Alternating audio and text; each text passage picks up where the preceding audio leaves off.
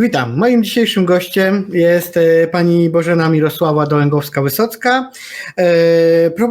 propagatorka kobiecego wolnomularstwa, pani doktor nauk politycznych i redaktor naczelny Gazety Ubezpieczeniowej. Nie do końca już, dlatego że redaktorką naczelną Gazety Ubezpieczeniowej jestem feministką. Byłam do wiosny tego roku, ale gazetę przekazałam córce, także ona jest redaktorką naczelną, ja jestem redaktorką seniorką, ale prowadzę dalej stronę Wolnomularza Polskiego, który wydawaliśmy wraz z mężem i bratem Adamem przez 25 lat. No i czuję się dalej taką dziennikarką. No dobrze, ale właśnie i o feminizmach, jak już powiedzieliśmy, też właściwie o nich zaczniemy, tak? Bo jak zwykle z moim gościem na początek rozmawiam na temat tego, gdzie została pani inicjowana, kiedy to było może? Oj, to już było bardzo dawno temu. Było to w Paryżu w roku 1953, czyli 24 września tego roku upłynie 28 lat. Mówiąc szczerze, już szykuję się do swego 30-lecia tak mentalnie w duchu. Myślę o jakąś książce podsumowującej, o wybraniu artykułów, desek, które napisałam w ciągu tych lat. Tego było naprawdę bardzo, bardzo. I zresztą zawsze lubię mieć jakiś cel przed sobą, taki trochę większy niż normalna działalność. I to będzie, no myślę, że takie podsumowanie tych lat, które spędziłam w masonerii. Współtworzyłam polską masonerię kobiecą, dalej ją tworzę. O tym za chwilę, ale to jak już pani powiedziała, to zapytam, bo na naszym kanale jeszcze to nie padło, deski, w sensie jakbyśmy... Tak, bo jeszcze nie padło to... Jakie ja deski Tak, dokładnie. Więc nie handlowałam żadnych desek. W naszym masońskim języku deska to jest takie wypracowanie, referat, taki szkic. To jest taka indywidualna wypowiedź każdego masona lub każdej masonki. To jest właściwie jedna z podstawowych prac w loży, żeby wypowiedzieć się na jakiś temat. No, tylko mistrzowie i mistrzynie mogą dowolnie tworzyć swoje deski. Uczniowie i czeladnicy mają zadane tematy. Mają swoich opiekunów, dozorców lub dozorujące i wtedy pod ich kierunkiem, aczkolwiek tak jak znam z praktyki, ingerencja przeważnie nie jest wielka, to jest taki raczej dyskretny nadzór, aczkolwiek zdarza się, że trzeba coś wytłumaczyć, powiedzieć, jak ktoś nagle nie wiem, czy wyobraźnia, czy fantazja, czy coś zaczyna działać i wtedy taki nadzór jest taki bardziej drobiazgowy. Ale generalnie to jest życzliwe po prostu towarzyszenie takiej pracy ucznia lub czeladnika. A powiedziała pani, że we Francji, ale jak już sprawdzaliśmy, to w Paryżu. We Francji jest kilka lóż. Jest kilkadziesiąt chyba obediencji nawet w tej chwili. Okej, no jakby, ale to główne 3 gdzieś tam widziałem. Główne oczywiście nawet nie 3, lecz 5. I nasza obediencja, czyli Grand Loge Féminine de France, czyli Wielka Żeńska Loża Francji, jest właśnie taką obediencją. Jedną z tych najważniejszych we Francji. Oczywiście Grand Orient de France, czyli Wielki Wschód Francji, jest najstarszą obediencją. Rości sobie palmę pierwszeństwa, a tam są dyskusje. Są oczywiście obediencje bardziej narodowe, bardziej symboliczne. Tego jest sporo, ale jeśli chodzi o ilość kobiet masonek we Francji, choć nie tylko we Francji, bo nasza obediencja skupia kobiety z całego świata, głównie zresztą z tych terytoriów, gdzie Francja kiedyś miała swoje interesy, to są terytoria zamorskie, żeby nie powiedzieć dawne kolonie. Właśnie zastanawiałem się, czy padnie to słowo. No, trzeba być uczciwym po prostu. Pozostało w tych krajach sporo inteligencji czy przedsiębiorców, takich nie tylko francuskojęzycznych, ale bardzo związanych z kulturą Francji. I na bazie tego, chociaż na początku tylko, bo potem to rozszerza się, mamy rozwój tych lóż zamorskich. To jest ciekawe bardzo, dlatego że te wszystkie loże spoza terytorium Francji, my mamy taką jakby jedną podorganizację i dzięki COVID-owi, można powiedzieć przez COVID-a, po raz pierwszy mieliśmy wideokonferencję, bo zawsze to się odbywało jak najbardziej na miejscu w realu. A teraz od czasów covidowskich, no trzeba było to zmienić. Nie odbywa się to bardzo łatwo, dlatego że całe prawo masońskie naszej obediencji jest nastawione na określony rodzaj działalności. Dokładnie. I nagle się okazało, że w warunkach pandemii wiele rzeczy absolutnie ani nie można zrealizować, ale to już jest zupełnie inna sprawa. Wracając do naszych lóż zamorskich, to bardzo fajnie było, jak kilkadziesiąt przedstawicielek tych lóż zamorskich, od Afrykę, Bliski Wschód, potem Amerykę Środkową, ale i naszą część Europy, czyli Polska, Węgry, po Rosję. Spotykamy się w jednej nie loży, bo to nie jest wtedy loża, tylko takie zgromadzenie tych lóż spoza terytorium Francji. Jest to bardzo, bardzo pouczające i bardzo ciekawe. Powiem tylko, kiedy kilka lat temu uczestniczyłam w takim corocznym naszym spotkaniu siostry z Afryki jako jeden z ważnych tematów, żeby poruszyć w takich deskach lub naszych wspólnych pracach, byłoby to wielożeństwo. No to jest problem w krajach afrykańskich jeszcze. To znaczy ja do końca nie wiedziałam, ale skoro siostry tak mówią, tak jest.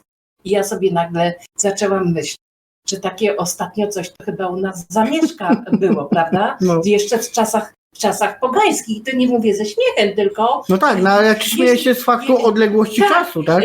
Odległości czasu i kultur. I my wszystkie spotykamy się w jednych lożach, w takim samym rytuale, głosząc te same idee, ale na zupełnie różnym podłożu kulturowym. To jest super i wydaje mi się, że w warunkach obecnych, czyli globalizacji świata, w tym technologicznego, to jest nie do przecenienia. Te właśnie. No tak, no faktycznie kultura, powiedzmy, tu nasza europejska to jeszcze okej, ale faktycznie jakieś tam mocno oddalone, to może być ciekawe spotkanie. Są również okej, tylko że są... Nie, ja nie mówię, że okej, tylko mówię, że może być ciekawe, interesujące. Tak, ale powiedziałeś, że tu okej. Znaczy okej w kontekście... Ale bądźmy precyzyjni, dobrze, oczywiście. Chciałam powiedzieć, to jest też okej, tylko to jest inaczej. Okej. A u nas w Polsce to właśnie bardzo... Bardzo często to się spotyka. Nie mówiąc, że już jest panującą ideologią. Polskie, nasze, narodowe, tego, a reszta to co najmniej podejrzane. Dlatego tutaj chciałam być bardzo precyzyjna. To w ogóle nie. Chodziło mi, że tutaj Węgry, część Rosji i tak dalej, to wszystko jest w miarę do nas podobne. Dokładnie. Oprócz Węgier to wszystko są narody słowiańskie, które kiedyś przywędrowały w jednej fali uchodźczej. I Węgry, które zawsze są inne, że tak powiem. Bo przyszły w innej grupie i się usadowiły akurat u nas, dokładnie. Nawet nie wiadomo, czy ten ugro-fiński to jest rzeczywiście związane. Dokładnie, ale tak się mówi. Pewne stare prace naukowe, ale najnowsze mówią, że to nie do końca jest tak. No dobrze, no ale 28 lat temu to skąd taka droga do wolnomularstwa? Skąd taki, nie wiem, pomysł, tak? Pomysł. No tak właśnie próbuję znaleźć dobre słowo do tego. Czemu akurat taka droga? To pytanie tak powinno zabrzmieć. Mnie wolnomularstwo fascynowało już wcześniej. W czasach komuny, jak to teraz się mówi. Studiowałam nauki polityczne dziennikarstwo. Myśl polityczną. Na studiach oczywiście o tym w ogóle nie było mowy, zresztą do tej pory. To jest zawsze jakieś pobocze albo jakieś takie dziwaczne spojrzenie. Więc o tym nie miałam pojęcia. Aczkolwiek fascynowało mnie. A jak nie miałam pojęcia, to dowiedziałam się po latach, kiedy nagle zobaczyłam, że jedna z bohaterek mojej pracy doktorskiej, przewodnicząca Ligi Kobiet Pogotowia Wojennego w czasach I wojny światowej, Jadwiga Marcinowska lub Marcinkowska tam w konspiracji, Tak. była masonką.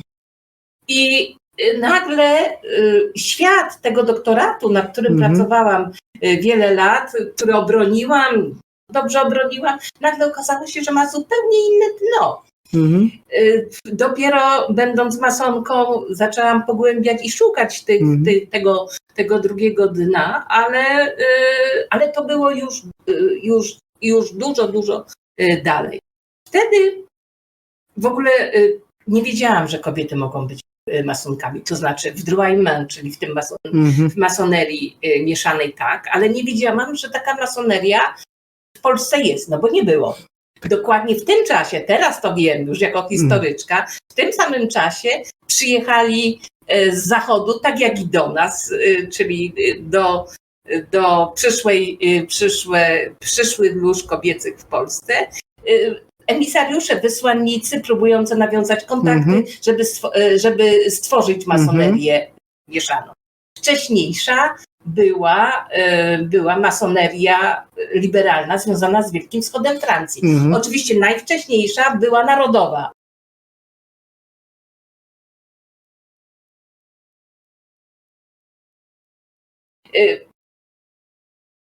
Oni byli, ale to byli wyłącznie bracia. Kobiet nie przyjmowali. W związku z tym można się było fascynować, można było czytać, ale to było nierealne w polskich warunkach. No i nagle się okazało, że do czcigodnego loży Wolność Przywrócona, do której w 1992 roku wstąpił mój mąż, Adam, zapukali, a raczej zatelefonowali z Francji, z Paryża. Była to kobieta, Ewa, ona się już ujawnia, więc mogę mówić, Ewa Jaśkowska, Polka, która od lat kilkudziesięciu mieszkała w Paryżu, masonka oczywiście, która próbowała zdobyć kontakty i spróbować, czy jest jakaś realna możliwość założenia, czy nie założenia, tworzenia lóż kobiecych, przyszłych lóż kobiecych w Polsce. I w ten sposób trafiło to na mnie, bo ja jak się dowiedziałam, to oczywiście no natychmiast się zafascynowałam. Tak, bo to było w końcu coś, co mogło znowu porwać, co mogło znowu dać jakieś nowe perspektywy, nowe widoki. Było to dla mnie fascynujące. I tak przez męża właściwie już nieżyjącego, czcigodnego ówczesnej loży Wolność Przywrócona, właśnie tutaj w tym pokoju, Ewa siedziała tam, ja jak zwykle siedziałam obok. Nawet wtedy jeszcze nie dostałam propozycji, tylko zostałam tak jakby zbadana, kim jestem, czy w ogóle nadaje się na to. Teraz wiesz, jak patrzę na to ja nie wiem, czy ja bym siebie do loży przyjęła. Wtedy, tak jak teraz patrzę, byłam strasznie ambicjonerką, wielką profanką, bym tak powiedziała. I fascynacja moja masonerią polegała na tym, czego teraz zupełnie nie uważam za istotne, w ogóle zeszło. Mianowicie chyba fascynowały mnie te historie o rządzeniu światem, o wielkich wpływach, o czymś takim niesamowitym, tajnym. Mimo lektury i książek Hajna czy profesora Hasa, które mam na półce i wtedy kupowałam, bo jeszcze wtedy można było, miałam ten obraz jako ruchu takiego niesamowitego. Nie powiem takiej ośmiornicy, która by ogarniała świat, ale myślę, że było blisko. Rzeczywistość wolnomularska i codzienna loży jest po prostu inna. Być może gdzie indziej tak rządzą, ale u nas na pewno nie. Także wtedy zostałam tak jakby po raz pierwszy nieprzesłuchana, bo to nieładnie brzmi, po prostu to była rozmowa, ale ta rozmowa dała sygnał, że tak można próbować. Za jakieś 2 miesiące inna siostra, starsza od tej stażem masońskim, od tej mojej Ewy, przyjechała także, żeby już porozmawiać i zrobić tak zwaną ankietę, czyli czyli to już jest formalny krok do wstąpienia do masonerii. Tu także dostałam zielone światło. No i pierwsza rozmowa to było czerwiec 93, a we wrześniu nastąpiła inicjacja. A to Ludwik Haas to tak na początek dość ciężka literatura, można powiedzieć, bo chyba to jest najcięższy kaliber. No ale ja przyzwyczajona byłam przecież na studia politologiczne. No tak, faktycznie to... Doktorat w tym czasie robiłam, w tym czasie już byłam po doktoracie. To nie. To dla mnie akurat... Znaczy ja myślę teraz ze swojego kontekstu, ale jak oczywiście teraz... dla normalnego, czyli dla przeciętnego człowieka, który nie jest z wykształcenia ani historykiem, ani politologiem, tylko interesuje się to jest nieraz nie do przebrnięcia. Tak, właśnie dlatego mówię, że... Tak, a dla mnie to bez problemu. Nie, akurat mi pasowało. Zresztą potem poznałam profesora Haasa, często tutaj bywał w naszym domu i nawet się posprzeczaliśmy o moją bohaterkę pracy doktorskiej, jak się dowiedziałam. Tak, bo znalazłem w internecie informację, że tam był problem z jej nazwiskiem. Jedno było konspiracyjne, drugie było prawdziwe. Jaka to była konspiracja? Prawdziwe to było Marcinowska, ale ja w tych konspiracyjnych materiałach, ja tego przeszukałam, odtąd do sufitu tych materiałów. Tam była tylko Marcinkowska. Oczywiście teraz, jak jest internet, to wystarczy wejść i żeby zobaczyć, że ona podpisywała się jako Marcinowska, jak wydawała, zresztą już w tej chwili zupełnie nieznane jej książki takie z historii, literatury, patriotyczne, to Marcinowska, a to K dodała sobie, jak była przewodniczącą Ligi Kobiet Pogotowia Wojennego. To była taka nagle inna kobieta, teoretycznie. To taka konspiracja, ale mimo wszystko rzeczywistość I wojny światowej i okupacji austro-węgierskiej to była zupełnie co innego niż rzeczywistość II wojny światowej, więc tu się śmiejemy z tej konspiracji przez K, aczkolwiek trochę potem te kobiety przywódczynie były ciągane przez Niemców, ale to już jak to się wszystko waliło. Także szykowano proces, ale nie zdołał dojść do skutku. No, następne pytanie miało być, dlaczego loża kobieca, a nie mieszana, ale tu już pani odpowiedziała nam troszeczkę na to, że po prostu była, jakby nie wiedziała pani o mieszanej chyba jeszcze, tak? To znaczy wiedziałam, że Drouaimen było, bo ja byłam obeznana z tym, co jest na świecie, ale trafiła do mnie wysłanniczka loży kobiecej. Ciekawostką jest fakt, że dosłownie miesiąc potem poznaliśmy z mężem, już masonem jak mówiłam, przedstawicieli Drouaimen w Polsce, loży mieszanej. No i powiem, że byliśmy bardzo namawiani, żebyśmy oboje tam trafili. A ja jeszcze wtedy nawet nie byłam masonką, ja byłam tylko po tych spotkaniach z złożeniem podania. No, mąż był w loży Wielkiego Wschodu Francji, no ale obydwoje stwierdziliśmy, że raz dane przyrzeczenie jest po prostu ważne, to jest nasze słowo, prawda? I także w bardzo przyjaznej atmosferze dalej się zresztą spotykaliśmy, ale nie przeszliśmy.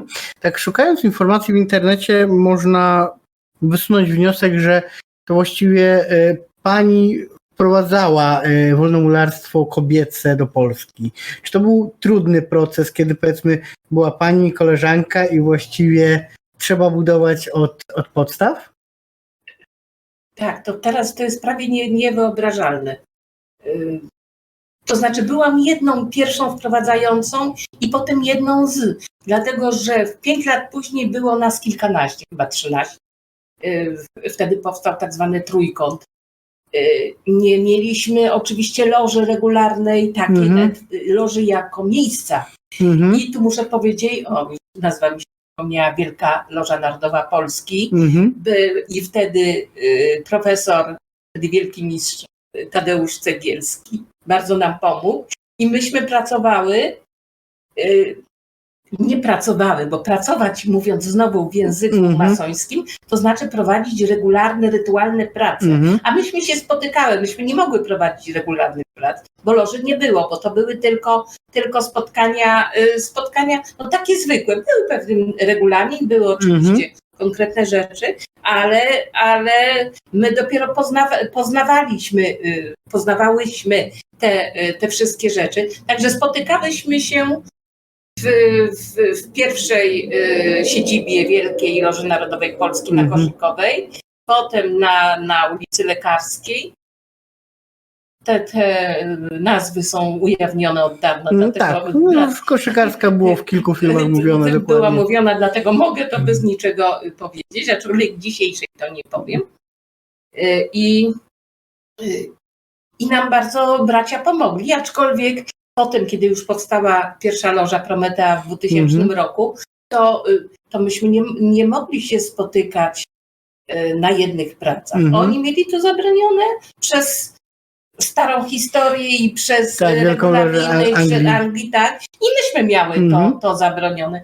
Co nie przeszkadzało od zawsze, że w Polsce kontakty takie pozarytualne były zawsze dobre, pełne życzliwości, przynajmniej z naszej strony kobiecej, bo tam gdzie indziej się może troszkę gryźli nieraz, troszkę tego, ale panowie bracia, to i tak, ale my... Ale to jednak 2000 rok, czyli praktycznie 7 lat.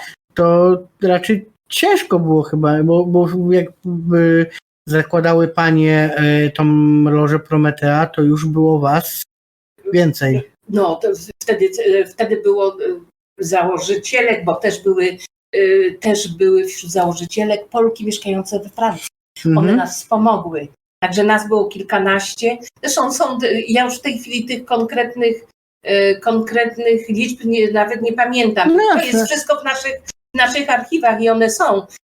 Było nas w każdym razie kilkanaście, bo plus chyba z 5 Francuzek i do tej pory chyba 4, mimo że mieszkają tam, przyjeżdżają nieraz raz do roku, są członkiniami loży Prometea, więc ta więź się nie zerwała. Czy jest to jednak taka żmudna praca o te 7 lat żmudna. Bardzo żmudna i nie chcę teraz powiedzieć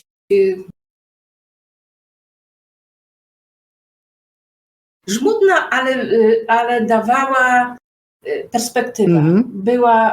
Było w nas bardzo dużo takiej pozytywnej energii, żeby zrobić coś, czego na ziemiach polskich nigdy nie było.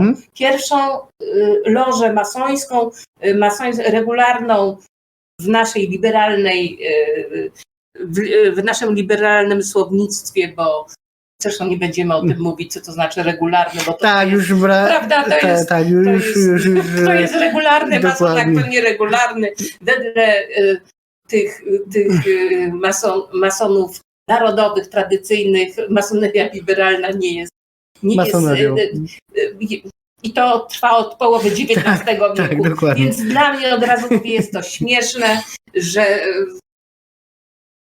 ja wiem, jeżeli patrzeć na wyzwania dzisiejszego świata, te stare podziały o wielkiego architekta, o przysięganie na to lub na tamto lub ten, to już jest absolutnie nieistotne, no ale tradycja jest nieraz, mijają wszelkie warunki i podłoża do tego, co powstało i to już jest, w ogóle nie służy niczemu, zwłaszcza w takich krajach jak Polska, tych krajach peryferyjnych dla centrum masonerii, gdzie jest zachód, prawda?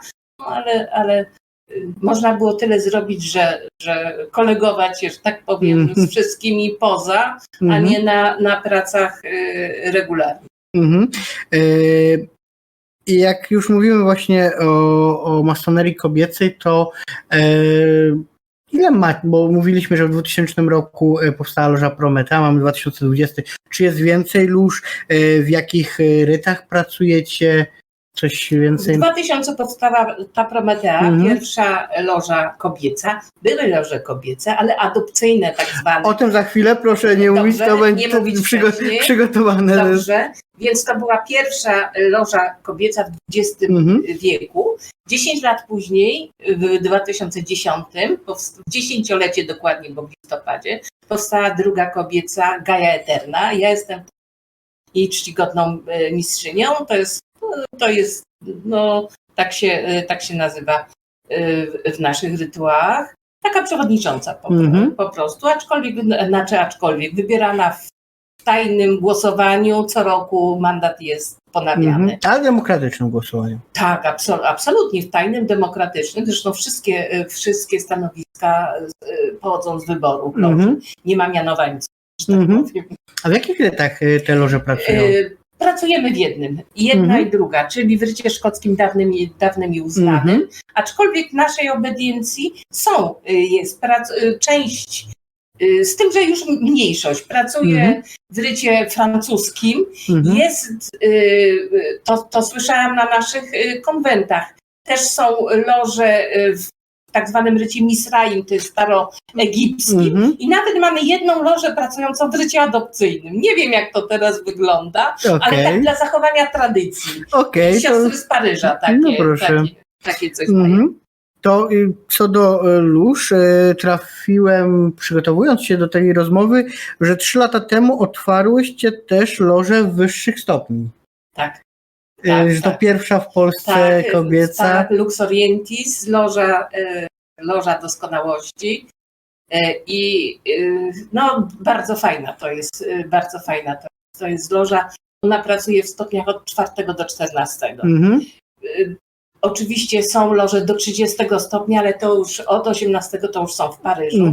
No, mam nadzieję, że za jakiś czas niedługi wstąpię już do jeszcze loży wyższych stopni, ale to już znowu inicjacja będzie w Paryżu. Już trzeba wycieczkę większą zrobić. No, ja często jeżdżę, bo jestem posłanką swojej loży i mamy 2 razy do roku konwent i zebranie, aczkolwiek pandemia nam też to pomieszała, ale dzięki temu się bardzo ztechnologizowałyśmy.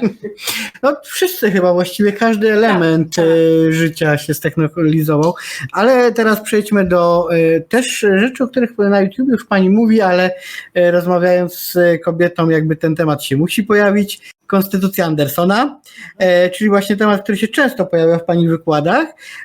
Ja kierując właśnie rozmowę w tą stronę, to tak, pozwolę sobie na początek zacytować oczywiście ważny...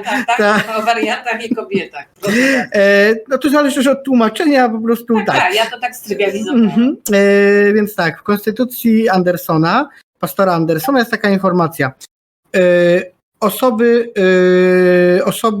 przyjęte na członków loży powinny posiadać dobrą reputację, być pełne honoru i prawości, być wolno urodzone i być w wieku dojrzałym, budzącym zaufanie. Nie mogą być niewolnikami, ani kobietami, ani ludźmi żyjącymi bez moralności lub w sposób skandaliczny. A jednak loże kobiece są. Jak to się udało pogodzić? Znaczy w Anglii się nie udało przez 200 lat mniej więcej. Może 150, bo potem z Francji tam od nogi szły. I w Anglii, tak jak były i są kluby dżentelmena, które funkcjonują najlepsze, i masoneria, ta tradycyjna wielka loża Matka Świata, prawda, wyłącznie męskie. I gdyby masoneria została w Anglii, no to prawdopodobnie byśmy tutaj nie rozmawiali. To znaczy, może rozmawialibyśmy, ale na zupełnie inne tematy. W każdym razie po dosyć niedługim czasie, zresztą szykując się do wykładu o historii masonerii kobiecej, dotarłam do takich ciekawych informacji, że pierwsza loża adopcyjna, czyli ta, która nie powinna teoretycznie powstać zgodnie z konstytucją, powstała w Bordeaux. A członkiem, założycielem był kapitan statku, który pewnie jakieś towary przewoził, prawda, bo bardzo były te stosunki handlowe, były takie wystarczające, że on bywał często w Bordeaux. Od Dover do Bordeaux, bo tam jest taki lejek, zatoka.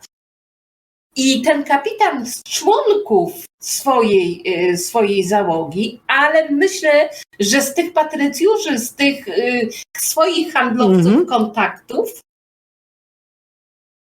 postanowił założyć tam loże. Czy inne już istniały, czysto męskie, tego nie powiem teraz, bo ja badałam tylko ten wątek. A żeby było śmieszniej, o tym incydencie, czy o tym fakcie napisały w takiej grubej książce badaczki amerykańskie, a materiały archiwalne znalazły w Moskwie. Okej, czyli bardzo po drodze, tak? Tak, bardzo wszystko po drodze. No i ja przypuszczam, że pewnie wśród kontrahentów w Bordeaux tego kapitana angielskiego były osóbki jakieś szalenie ambitne? Tak, szalenie ambitne i takie, które powiedziały co?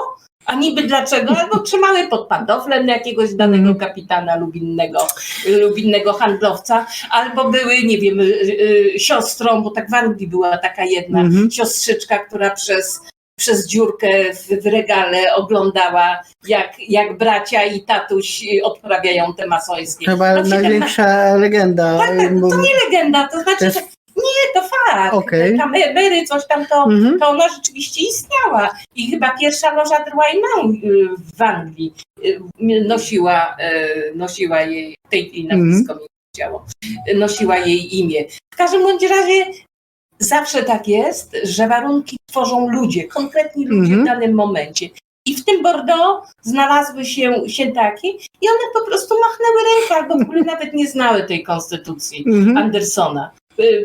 A ten kapitan, być może zależało mu na tyle na tych stosunkach handlowych w tym wszystkim i tak się dobrze czuł w tym towarzystwie, a może to była jakaś jego ukochana i nie mógł jej odmówić. W każdym razie tam powstała pierwsza loża adopcyjna, czyli taka składająca się z pań, miały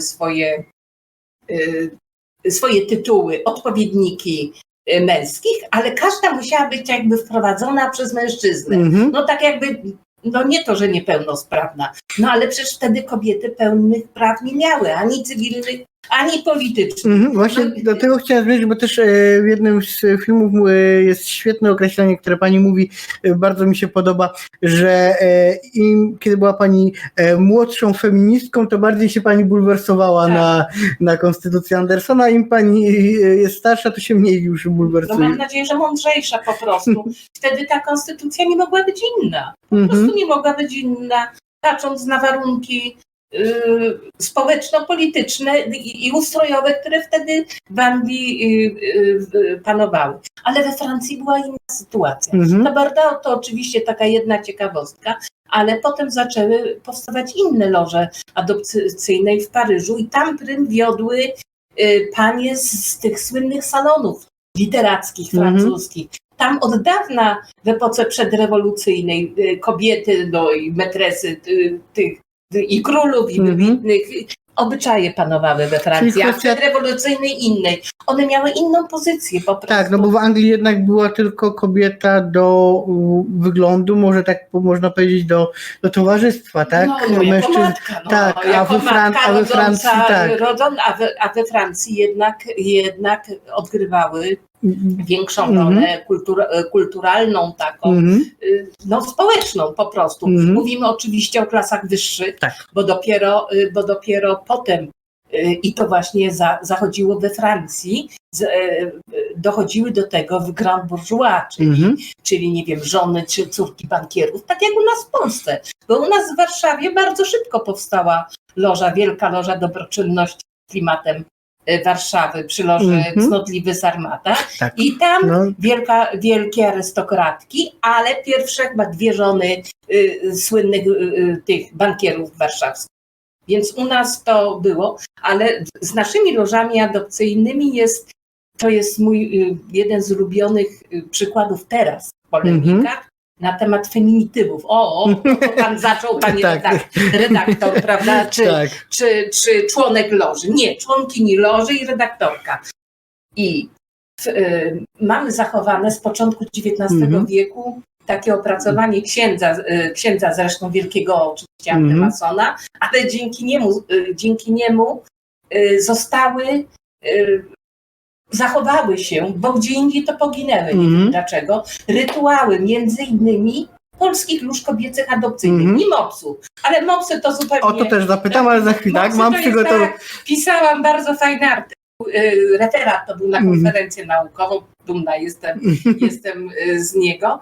W każdym razie przestudiowałam dokładnie te rytuały i co się okazuje, kiedy w Polsce powstawały te loże adopcyjne, to każda z funkcji lożowych została przetłumaczona. Odpowiednikiem była żeńska funkcja. I wszystkie były w rodzaju żeńskim. No proszę. Jak był podskarbi, to była podskarmini. Jak był sekretarz, to była sekretarka. Teraz mamy znowu sekretarza, bo sekretarka się spopularyzowała i jest traktowana jako po prostu sekretarka, ale wtedy w XVIII wieku była sekretarka, mimo że żadnej sekretarki kobiety jeszcze w Polsce nie było. Wtedy jako zawodu byli sami sekretarze. Także w tych dyskusjach o końcówkach żeńskich to naprawdę spokojnie możemy się cofać do XVIII wieku, żeby mówić największe nowinki, bo wtedy masoneria przecież była nowinką, która przyszła z zachodu. Jak były tłumaczone na polski, to odnosiły się też do ściśle polskich warunków, a tam nasz język nie to wymagał, po prostu duch języka mówił, że jak był sekretarz, to jest sekretarka, podskarbini, wszystkie po kolei. Dozorczyni, wtedy dozorczyni, teraz u nas dozorująca się mówi. Ekspertka i nawet w jednej z desce na swojej loży to mówiłam, bo cała ta dyskusja na temat tych końcówek żeńskich to przecież trwa i wzbudza wielkie namiętności, ale ja jestem propagatorką końcówek żeńskich. Tak, znaczy ja faktycznie tutaj mogę powiedzieć, zaczęła się rozmowa pan jak tradycyjny mężczyzna, że tak ale różnie kobiety podchodzą, bo niektóre się oburzają, jak się używa feminatu, dlatego... Oczywiście, a ja od razu mówię, jestem feministką i aczkolwiek nie taką najbardziej zagorzałą. Teraz nie podam panu przykładu, ale pewne zawody, które nie są spopularyzowane, jeszcze źle brzmią w uszach. Ale z kolei jako historyczka, to mogę panu powiedzieć, że, bo akurat to trochę przebadałam, że im wcześniej kobiety zaczęły kolonizować, czyli zaczęły wchodzić na rynek pracy, tym brzmią dla nas normalniej, aczkolwiek kiedy wchodziły, wcale normalnym nie było. Na przykład aptekarek, jak pierwsze Stowarzyszenie Polskich Aptekarzy, to był gdzieś jakoś koniec XIX czy przełom XIX-XX wieku, oburzyli się, jak może być kobieta aptekarz, aptekarka, w ogóle, że to będzie, że to sprofanuje ten zawód, że to stworzy, że to będzie, nikt nie będzie ufał takiej aptekarce. A z lekarkami jak było, a z pierwszymi kobietami na uniwersytetach. Przecież to była walka, to nie było tak sobie po prostu. I tam, gdzie mówiłam, gdzie wcześniej to zaistniało, to dla nas jest absolutna norma. Pielęgniarka. Pielęgniarek, nie wiem, od połowy XIX wieku, albo jeszcze wcześniej, słynna ta wojna krymska, prawda, i ta słynna angielska pielęgniarka. Potem, nauczycielka, bo one pierwsze, pielęgniarki, nauczycielki, wychowawczynie, guwernantki, służące, prawda, nie brzmi dziwnie służąca, nie. Prawda, bardzo normalnie. Wie pan, że w II Rzeczpospolitej największą grupą zawodową, chyba 300 000, to były służące? No nie wiedziałem. Ale właśnie ostatnio była rozmowa na temat feminizmu w jednej grupie, gdy jeden autor książki zastanawiał się nad słowem geniusz i geniuszka, brzmiało nam to co najmniej dziwnie. No bo o tym pisali wyłącznie panowie geniusze. Tak, ale w sensie zastanawiał się głośno, jak to napisać, żeby to było okej. Właśnie zastanawiał się, czy taka... To znaczy, ja tutaj nie jestem właśnie do ściany. Pewnej zastałości w danym okresie, bo to się zmieni. Język ewoluuje i to się wszystko zmieni. O, niech pan spojrzy na kosmonauta i kosmonautkę. Przecież nie było ani kosmonautów, ani kosmonautek, a kosmonautek to było może jedna Kiereszkowa, a potem nie wiem, jakieś Amerykanki też. No a teraz to już brzmi całkowicie normalnie. Ale brzmi to normalnie, bo wchodził ten język na do zupełnej innej epoki, To gdzie prawda. nie było dominacji i wtedy już to naturalne było, więc to tutaj jest ciekawe, jak język pokazuje u nas, u nas w masonerii, to też moja ulubiony wątek jest wolność i braterstwo. Przepraszam, a dlaczego nie siostrzeństwo? No, we Francji to jest herezja, a u nas nie. Tak, no jakby widziałem już właśnie też wolność, takie powiedzmy ala komiksowe opowiadania, gdzie właśnie kobiety stoją, wolność, równość, braterstwo jest przekreślone i pod spodem... Tak, to nie jest komiks, to jest realia tych protestów feministycznych w Polsce. I we Francji widziałem właśnie przeniesienie to na ale francuski. tam na inny grunt to trafia, bo braterstwo to jest słynna dewiza rewolucji francuskiej. Tak, oczywiście. Wolność, równość, braterstwo i dla nich to jest tak jak Święta Trójca. I nagle jak to siostrzeństwo, to tak jakby ktoś na największą świętość. Dopiero teraz u nas w naszej obediencji wolniutko zaczyna mówić, że może wolność, równość, braterstwo, jak zawsze wołamy na początku i na koniec naszych prac lożowych, może przynajmniej dodać to siostrzeństwo, a może zamienić, a może dać coś takiego, ani braterstwo, ani siostrzeństwo, nie wiem, humanizm, ludzkość, coś takiego niepłciowego. W każdym razie te dyskusje wolniutkie się... Ale się pojawiają. Tak, już się pojawiają. Ale to już wspomnieliśmy o mopsach, co jest... Też na jednym z pani wykładów przesłuchiwałem to, jakbyśmy tak dosłownie krótko powiedzieli, czym się różnią mopsy od loży adopcyjnej, bo czasami spotkałem się w opracowaniach, że było to wymienne, a jest to... Absolutnie, to była inna organizacja. Mopsy powstały, właściwie nie wiadomo, czy jako, nie parodia, to jest źle, ale taki trochę, trudno powiedzieć po latach, wie pan, o to chodzi, bo wtedy kiedy powstawały to mniej więcej lata 20. XVIII wieku, papież ówczesny zakazał uczestnictwa w masonerii. I jeden z książąt niemieckich, wielki patron wolnomularstwa, który jednocześnie nosił, bo wtedy to było możliwe. Jednocześnie miał tytuły kościelne, no nie mógł tego absolutnie zignorować. I tak jakby zawiesili wtedy to pierwsze loże wolnomularskie w tym, czy to lata 30., bo to trochę dalej, wtedy w tym kraju i on powołał te mopsy.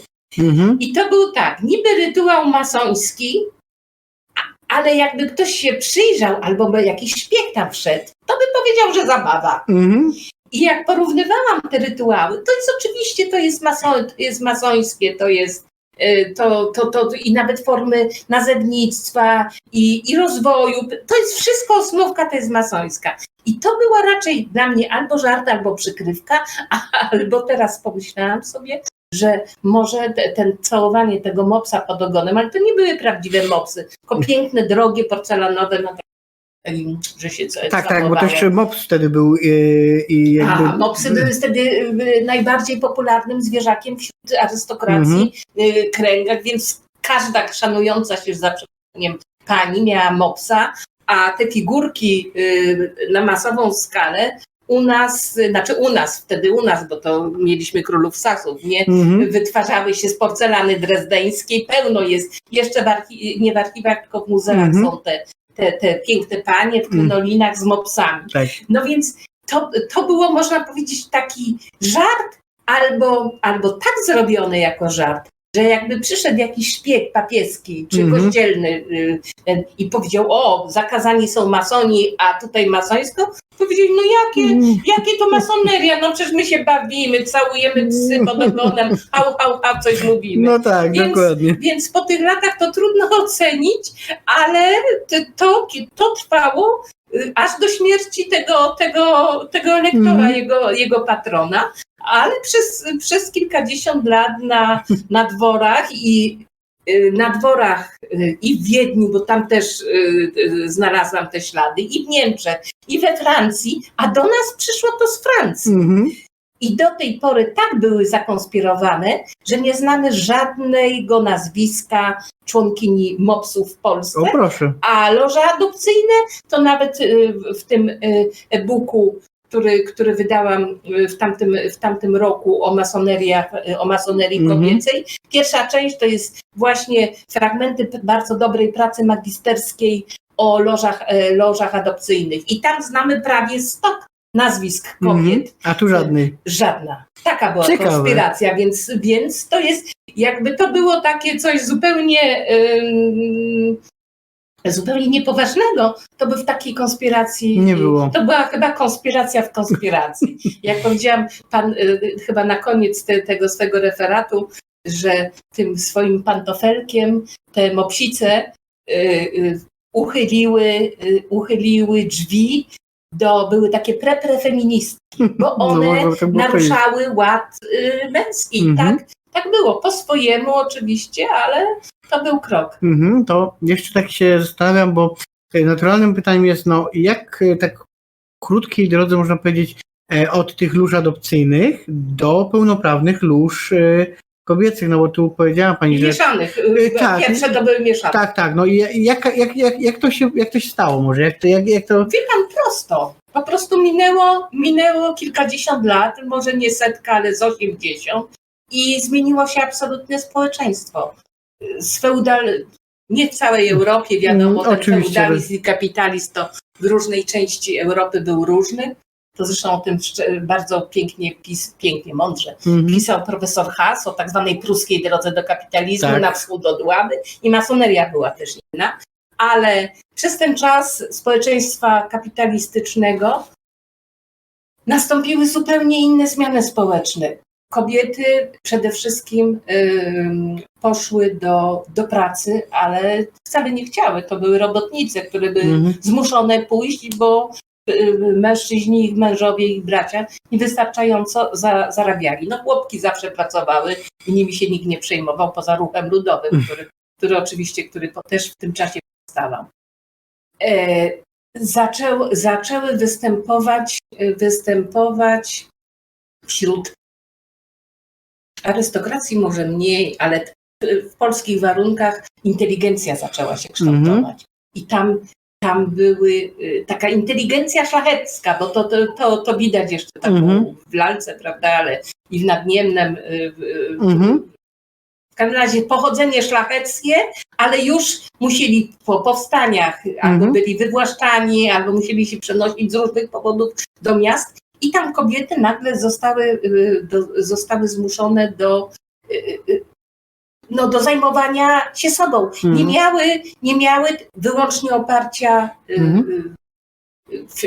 w mężu, pierw ojcu, potem w mężu. Także te wszystkie procesy, one równolegle narastały. Zaczęły powstawać pierw pensje. Pensja pani Leiter, prawda? Pensja pani Latter u Prusa. I tamte te feministki, które oczywiście potem dobrze wychodziły za mąż, i im cały feminizm czy emancypantki, to raczej tak to brzmiało, przechodziłem to z głowy, ale to były już te oznaki, że i myśl kobiet się zmienia. Po pensjach te takie najbardziej aktywne, takie, przecież zawsze się rodziły osoby wybitne, zaczęły wyższe studia dzieci. W Polsce oczywiście to nie było możliwe, Polski w ogóle nie było, była pod zaborami, i zaczęły jeździć, głównie do Szwajcarii, ale i do Belgii, ale i do Paryża. Kariera naszej Curie, prawda, Skłodowskiej. Ta moja Marcinkowska, o której tu też mówiłyśmy, także była kształcona za granicą. Zaczęły się pojawiać pierwsze lekarki, potem, które nie były bardzo źle przyjmowane przez wszystkie towarzystwa męskie, jakiekolwiek tylko były. Ale to zaczęło narastać. I w tym takim tyglu znowu pojawiły się jednostki, które mówiły, no zaraz, to przecież wolność, równość to równość na gruncie masońskim. No i była we Francji Marie Thérèse i taki brat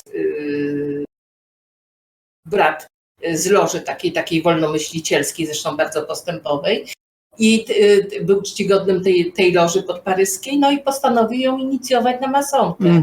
Loża inicjował, loża się rozwaliła, zostali powyplinani na wszystkie możliwe strony. Część się reaktywowała już w bardziej prawowiernym, że tak powiem, składzie. Potem ona właściwie taką masonką regularną już się nie stała, bo ona już była coraz starsza i niedługo umarła, ale ona znowu włożyła ten bucik i po pewnym czasie okazało się, że jest więcej takich chętnych, żeby także ten męski, masoński świat przewietrzyć po prostu. To był proces obiektywny. Nie byłyby te, to byłyby inne. Nie w tym kraju, ale tak się działo, że we Francji. No i na przełomie XIX i XX wieku powstała pierwsza loża mieszana, prawo człowieka, le droit humain. I od tego czasu masoneria mieszana bardzo się rozwinęła. Wydaje mi się, że w ogóle to jest przyszłość masonerii. Bo to jest te podziały to są takie coraz bardziej sztuczne. Chociaż właściwie w tej chwili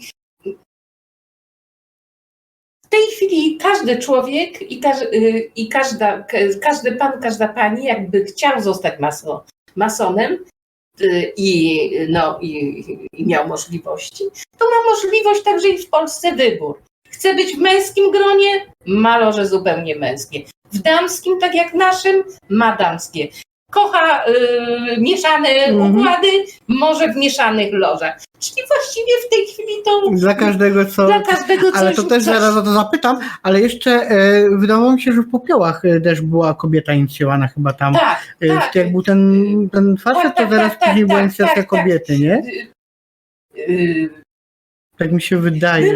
Była jak najbardziej, tylko z punktu widzenia historycznego to nie wiadomo do czego, bo do zwykłej loży nie mogłaby, a wtedy jeszcze funkcjonowały gdzieś adopcyjne, ale nie było widać, że to byłaby adopcyjna. Więc to taka chyba licencja poetyka. Po prostu na tej zasadzie, bo kojarzę teraz. On rytuały brał między innymi z tego księdza Surowieckiego, czyli na rzeczywiste rytuały, które wtedy funkcjonowały. Ale to on zrobił takie coś, taki miks.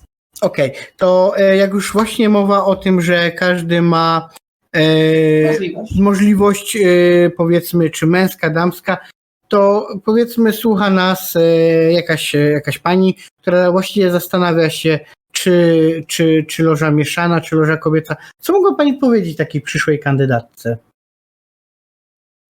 Bo zwykle to wy pytacie kandydatów o ich intencje, a teraz tam w drugą stronę. Co takiej kandydatce, która właściwie nie jest pewna, czy właśnie to, czy to?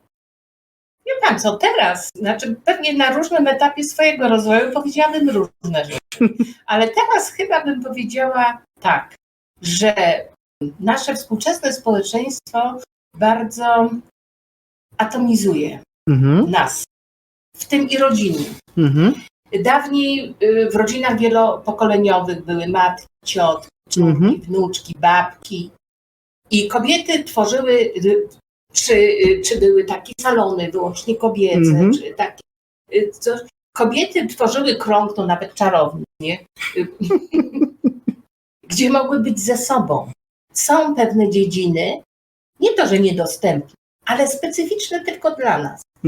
I jeśli chodzi o odczuwanie i nawet seksualność, aczkolwiek o seksie właściwie to nie ma takich desek, ściśle bym tak powiedziała.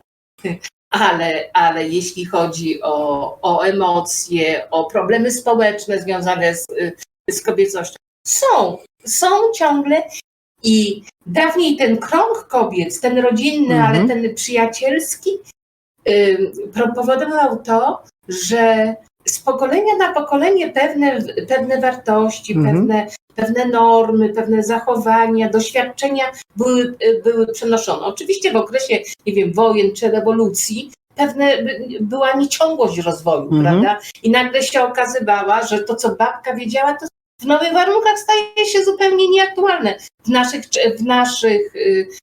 W naszej części Europy, no to było to bardzo, bardzo dotkliwe.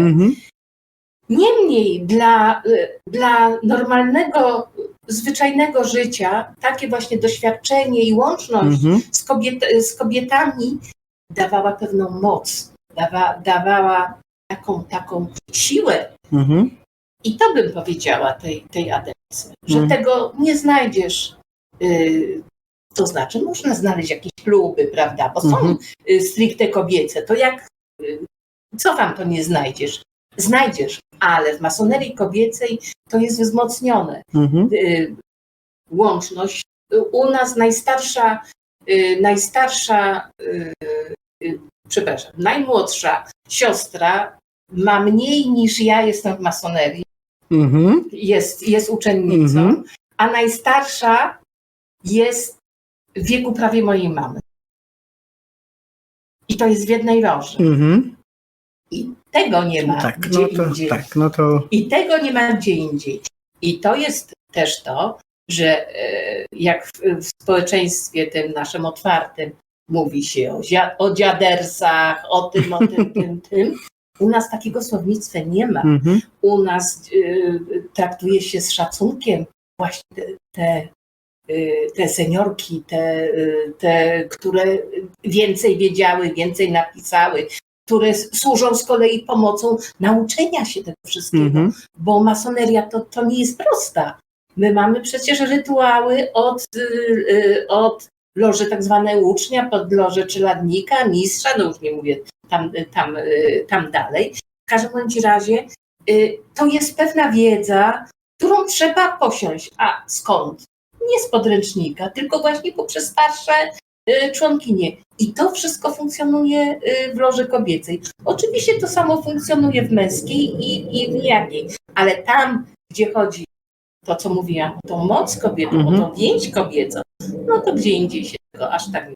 No na pewno jakby spotęgowana, tak? To właściwie już... Taka mistyka. Ale też słyszałem, jak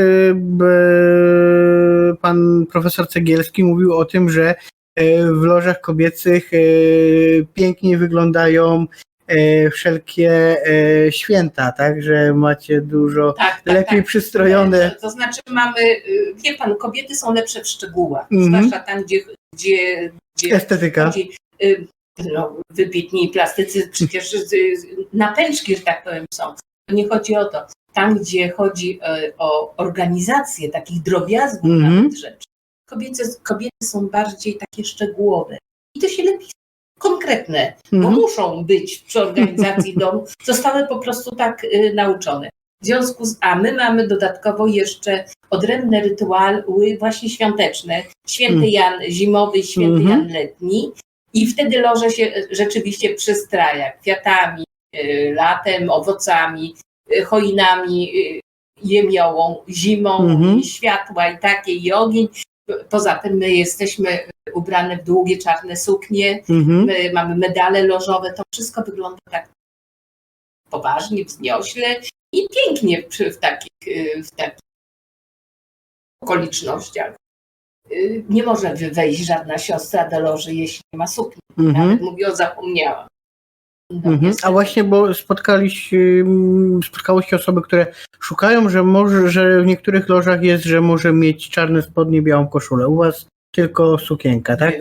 U nas tylko jest sukienka taka rytualna, po prostu, którą się nosi tylko do loży. Nie, bo tam właśnie, bo tu widziałem gdzieś tam w internecie, przygotowując się, że gdzieś tam w niektórych lożach innych ewidencji... No to w męskich albo mieszanych. To tak, bo wy nie macie strojów rytualnych. Dokładnie. Dobrze, ja dziękuję wam, drodzy słuchacze, widzowie, za tą rozmowę. Dziękuję pani za tę dużą dawkę wiedzy, którą mamy. informacje o loży, czy to Z pierwszej ręki. tak, czy to o loży Prometea, czy Gaia Eterna będziecie mieli na dole pod filmikiem. Tak samo do Wolnomularza Polskiego. I zapraszam też Was od razu na następny filmik, w którym też z byłą redaktorką naczelną Wolnomularza Polskiego zrobimy jeszcze jeden materiał. Zapraszamy Was na niego serdecznie. Ja dziękuję Pani serdecznie. Dziękuję. Na razie, papa.